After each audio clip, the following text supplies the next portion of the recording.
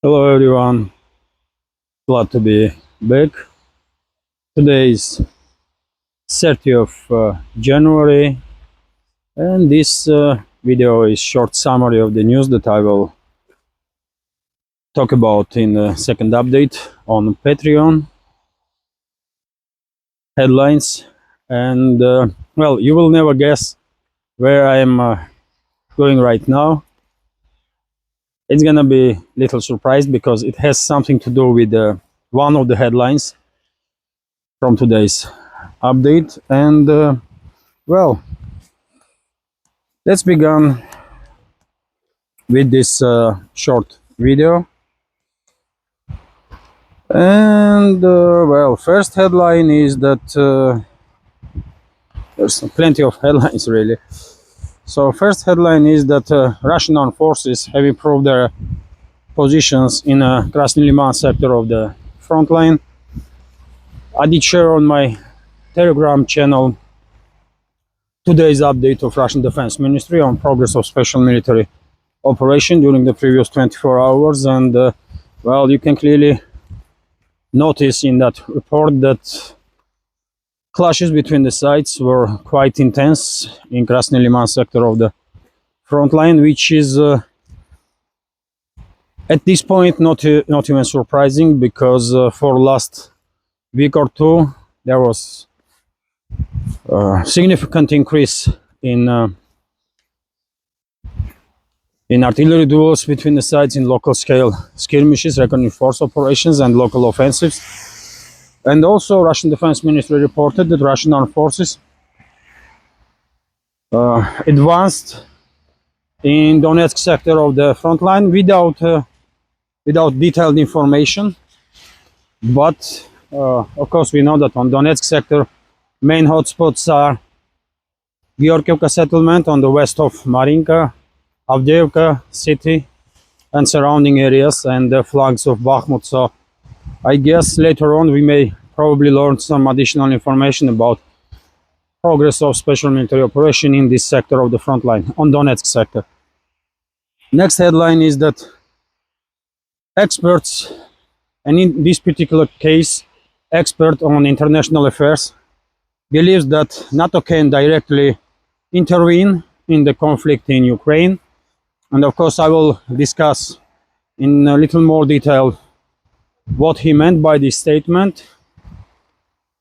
I will discuss it in second update on Patreon. Also, Russia has destroyed a large share of Ukraine's German-made battle tanks. That's a headline, and I will share additional information about this topic. First of all, we are talking about Leopard 2s, of course. Although Kiev regime did receive Leopard 1 tanks also, but most Leopards that were destroyed were later versions, Leopard 2s. Also headline that, well, Foreign Minister of Russian Federation called the statements that Baltic states could be next, and some Scandinavian states after SMO will end, next target of Russia, is absurd. That's a word that he used, and I have to agree with this statement of Russian Foreign Minister. I guess all of you will agree with it. Also interesting statement from President of Czech Republic. According to him, Trump could make a deal with the Putin, President of Russian Federation. And well, President of Czech Republic thinks it's a bad idea if Trump will make deal with the Putin. Why it's a bad idea? You know, those Russophobes, I mean, you never gonna guess what's going on in minds of those Russophobes, man, in the so-called elites in the Europe or in the collective West. Also interesting headline that US and UK is to blame for Ukraine conflict, according to previous Czech president, by the way. So we can clearly see that not everyone in Czech Republic shares position of current regime in Prague.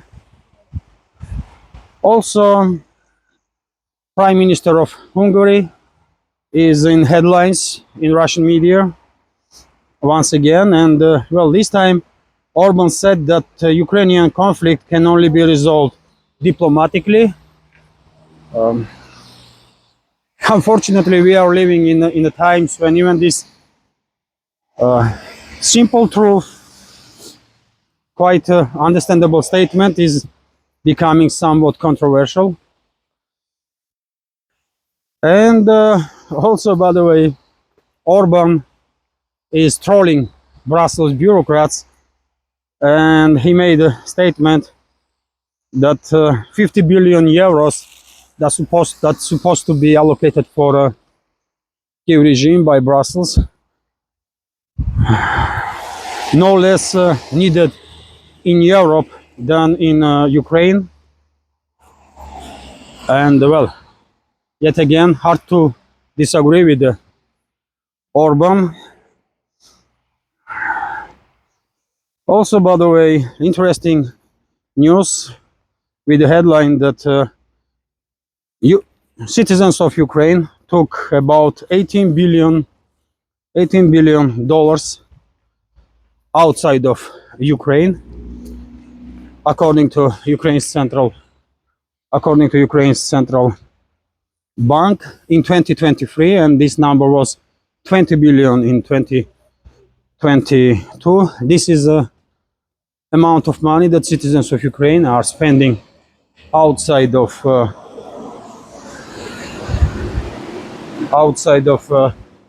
Ukraine, and as we all know, millions of Ukrainians fled country, and are mostly in Europe.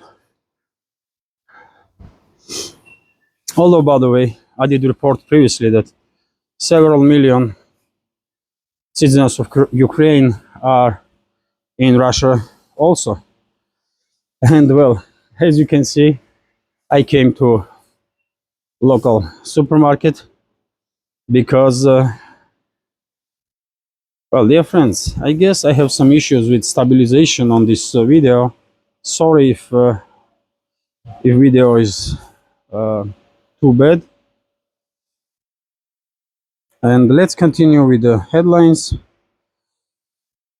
So, US is preparing to strike on the Iranian fleet in the Persian Gulf, according to reports from a number of media outlets, which is extremely dangerous, of course.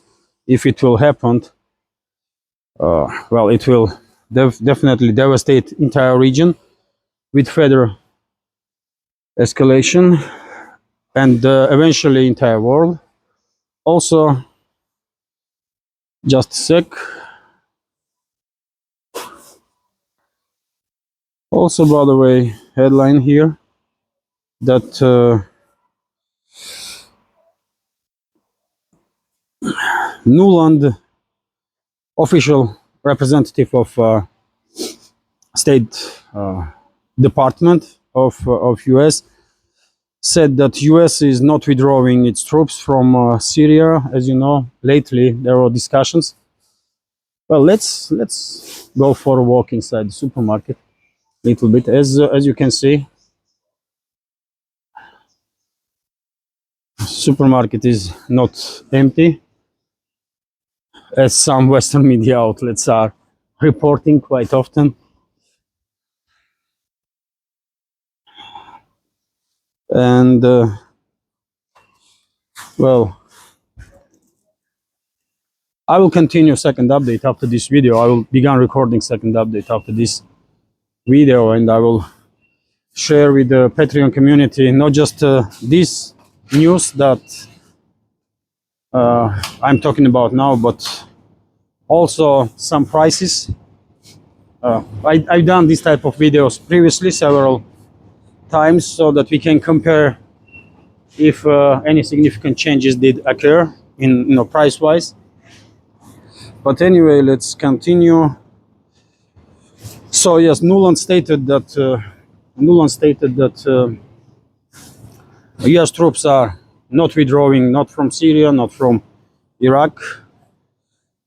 Also, EU pledges to spend billions on a trade route bypassing Russia. Well, interesting news. I don't think they will manage to do so because EU Brussels plans are to bypass Russia by using Southern Caucasus region to reach Central Asia. It may sound easy, but things are much more complicated. And well, also interesting news that Japanese Prime Minister plans to sign a peace treaty with Russia. He made this statement while speaking with the parliament. And the former Russian president and current deputy chairman Dmitry Medvedev responded on this statement of Japanese Prime Minister, and he was quite strong in his words. I did share information about it on my Telegram. Also, by the way, interesting news that ex-Pakistani Prime Minister Imran Khan sentenced to 10 years in prison, which is well, very significant information because Imran Khan has a huge following, of course, huge support in Pakistan, and well, one may expect some turbulence in that country if Imran Khan will end up in a prison. Let's see how will things develop. And according to allegation, Imran Khan shared some top secret information. Well, I don't know about that, but it is what it is. Also interesting headline that Indian Navy rescues Pakistani crew from pirates. This is second such information in last 2 days, I believe, when Indian warship is saving vessels and the crews of the vessels from pirates. Next information is that Russian banks earned a record 3.3 trillion rubles in 2023. Well, I will say this is quite an indicator that economy is not in tatters, as Ursula washing machine loves to say. And because, if banking system feels okay and makes such profits in trillions of rubles, which is tens of billions of dollars, then I guess economy is also feeling okay. And well, as I said, plenty of headlines, by the way. Also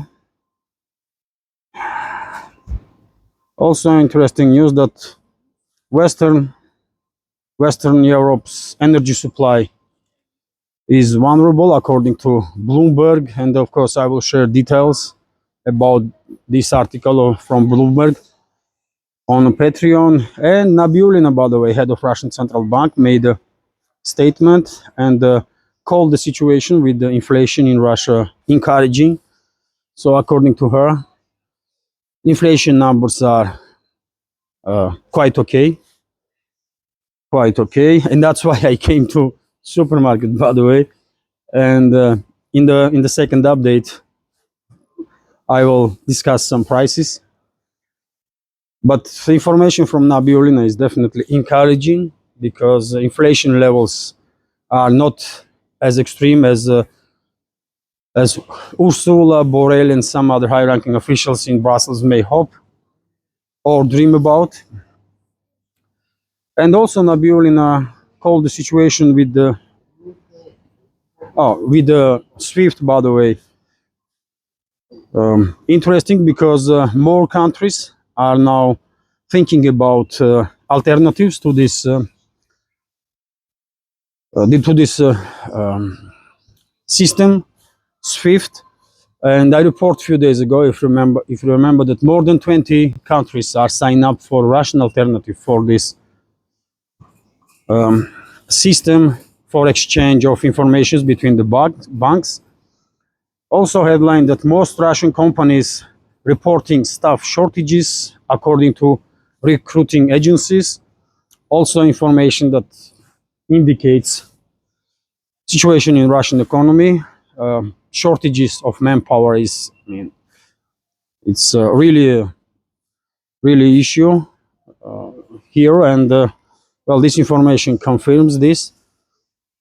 And finally, Brent oil rise to $82.6 for per barrel after prices fell a little bit day before. $82 for per barrel is well, I guess quite okay price for